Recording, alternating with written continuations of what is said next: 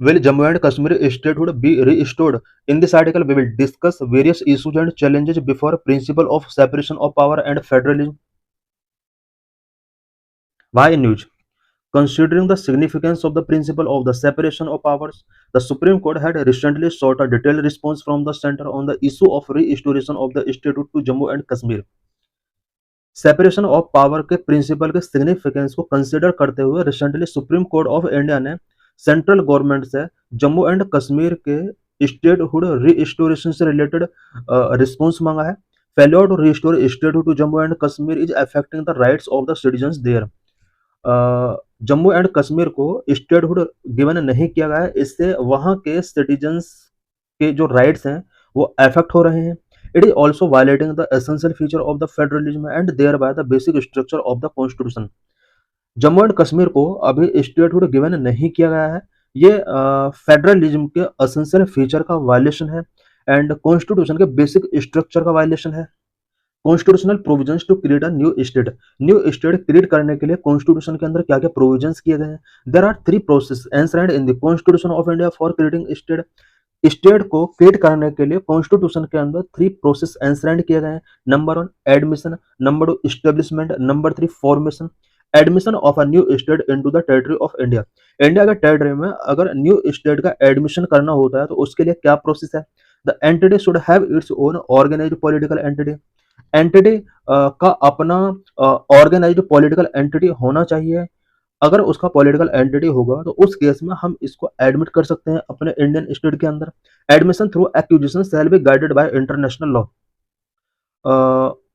Acquisition के through अगर हम एडमिशन करते हैं अपने इंडियन टेरिटरी में देन ये इंटरनेशनल लॉ के द्वारा गाइड होना चाहिए। This was the process by which Jammu and Kashmir was admitted into the India territory through the instrument of accession in 1947। Jammu and Kashmir को 1947 में इंस्ट्रूमेंट ऑफ एक्सेशन के थ्रू इंडियन टेरिटरी में एडमिट किया गया था। By executing this instrument of accession under the provision of the Indian independence act 1947, the then ruler of Kashmir Maharaja Hari Singh agreed to accede his state to India. Indian independence act 1947 के instrument of accession provision के according Jammu and Kashmir के महाराजा हरि सिंह ने जम्मू और कश्मीर को Indian state के before acceded किया था। It means Indian territory में इसको ऐड करने के लिए उसने एक तरीके से एग्रीमेंट गिवन किया। इस्टेब्लिशिंग न्यू स्टेट किस तरह से इस्टेब्लिश किया जाता है, इससे पहले हमने एडमिशन के बारे में पढ़ा। अब यहाँ पर स्टेट के एडमिशन से रिलेटेड प्रोविजन पढ़ेंगे। Territory shall be acquired as per the definition of acquisition in international law. किसी भी टेरिटरी को अगर एक्वायर करना है वो इंटरनेशनल लॉ के अकॉर्डिंग डेफिनेशन के थ्रू ही एक्विजिशन किया जा सकता है। India acquired Goa and Sikkim and established them as state. India ने एस्टेब्लिश के थ्रू गोवा एंड सिक्किम को इंडिया स्टेट का पार्ट बनाया था। Formation of a new state का फॉर्मेशन कैसे किया जाता है। It includes reorganisation of state. इसके अंडर स्टेट्स के रीऑर्गेनाइजेशन को इंक्लूड किया गया है जो कि आर्टिकल 3 के अंदर मेंशन है। Reorganisation of an existing state which lead to India to take its number of 14 state in 1956 to 29 state before the enactment of the Jammu and Kashmir reorganisation act 2019। 1956 में रीऑर्गेनाइजेशन के अकॉर्डिंग इंडिया के अंदर 14 state हुआ करते थे, but Jammu and Kashmir reorganisation act 2019 के before India में 29 state reorganise किए गए थे। Parliament power to form a new state by separation of territory. Territory को सेपरेट करके भी न्यू स्टेट फॉर्म किए जा सकते हैं। इससे रिलेटेड पार्लियामेंट के पास क्या क्या पावर है। Article 3 of the constitution provide for process of reorganization wherein parliament में by law form a new state. Constitution का आर्टिकल 3 के अकॉर्डिंग न्यू स्टेट रीऑर्गेनाइजेशन किए जा सकते हैं और इसके लिए पार्लियामेंट को ऑथराइज किया है। Number 1 by separation of territory from any state और बाय यूनिटिंग 2 और मोर स्टेट और part of state by uniting any territory to a part of state. Parliament new state form करने के लिए 2 और मोर स्टेट को यूनाइट कर सकती है। किसी स्टेट के पार्ट एरिया को इंक्रीज कर सकती है, डिक्रीज कर सकती है, किसी स्टेट के बाउंड्रीज को अल्टर कर सकती है, किसी स्टेट के नेम को अल्टर कर सकती है, यूनियन में diminish the area of a state, it can not take it away by making it a union territory. Union government किसी स्टेट के एरिया को डिमिनिश करके उसको यूनियन टेरिटरी डिक्लेयर नहीं कर सकती। This would be against the federal feature of India, ये India के फेडरल फीचर के अगेंस्ट होगा। Therefore it is mandatory for the union to restore the statehood of Jammu and Kashmir. यही वजह है कि जम्मू एंड कश्मीर के लिए स्टेटहुड रिस्टोर करना यूनियन के लिए मैंडेटरी हो जाता है। ऐसा इसलिए हो रहा है बिकॉज ये कॉन्स्टिट्यूशन के अंदर मैंडेट किया गया है कि किसी स्टेट के एरिया को डिमिनिश करके यूटी में उसको कन्वर्ट नहीं किया जा सकता है यूनियन के द्वारा, और जम्मू एंड कश्मीर के साथ ऐसा ही किया गया है।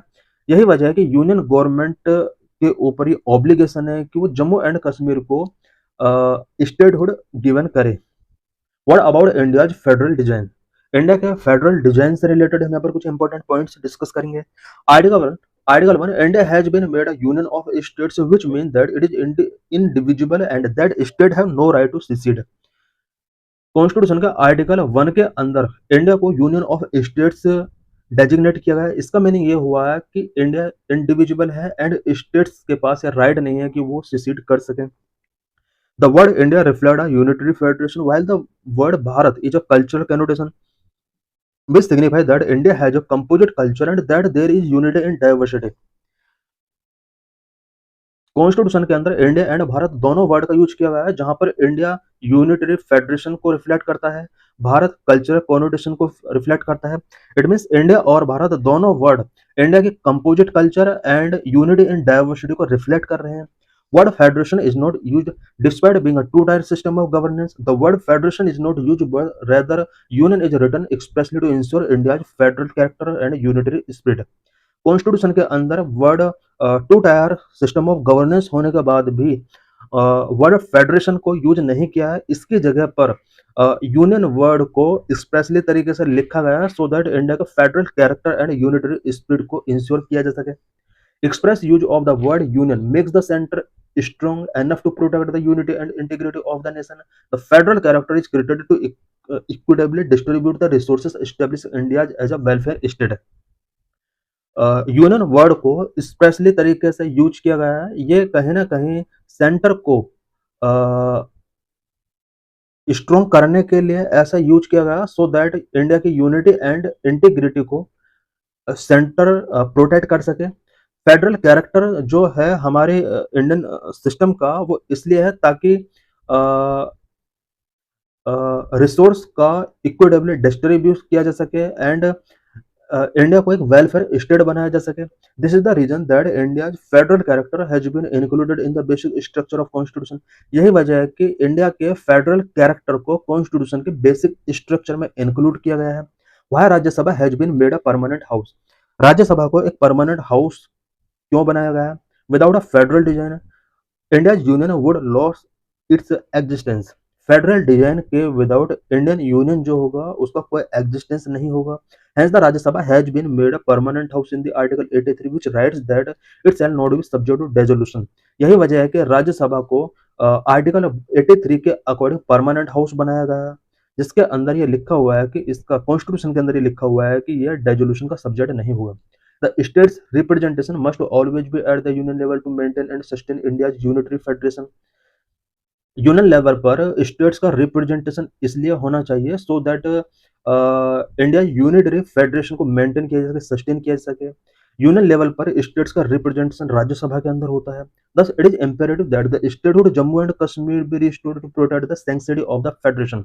फेडरेशन की सैंक्टिटी को प्रोटेक्ट करने के लिए ये इंपॉर्टेंट हो जाता है कि जम्मू एंड कश्मीर को स्टेटहुड गिवन किया जाए। What is present situation in Jammu and Kashmir? Jammu and Kashmir में प्रेजेंट में क्या सिचुएशन है? Supreme court worded on articles 370 and 35A in 2023 the Supreme Court upheld the abrogation of article 370 and 35A and also directed the union government to restore the statehood of Jammu and Kashmir and hold legislative assembly elections। 2023 में supreme court ने article 370 and 35A के abrogation को upheld किया and union government को direct किया कि वो Jammu and Kashmir के लिए स्टेटहुड रीस्टोर करे एंड लेजिस्लेटिव असेंबली इलेक्शंस वहां पर कंडक्ट करें।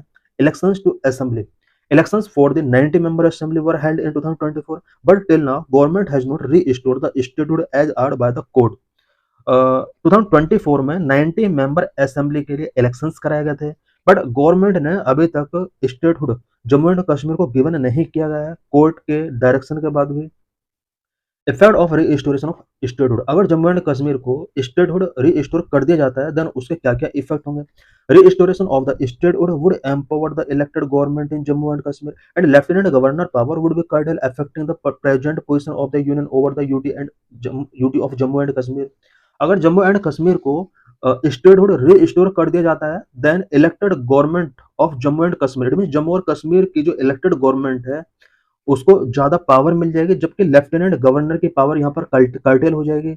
और प्रेजेंट में यूनियन की जम्मू एंड कश्मीर के ऊपर जो पोजीशन है या जो पावर है वो अफेक्ट हो जाएगी। इस वजह से अभी तक जम्मू एंड कश्मीर को पावर स्टेटहुड रिस्टोर नहीं किया गया है। If stated not given, it would be inconsistent with the constitutional design of India and would definitely erode its federal feature. अगर जम्मू एंड कश्मीर को स्टेटहुड गिवन नहीं किया जाता है देन ये कॉन्स्टिट्यूशनल डिजाइन के साथ इनकंसिस्टेंट होगा एंड कॉन्स्टिट्यूशन के अंदर जो फेडरल फीचर्स हैं वो डेफिनेटली वो इरोड हो सकते हैं।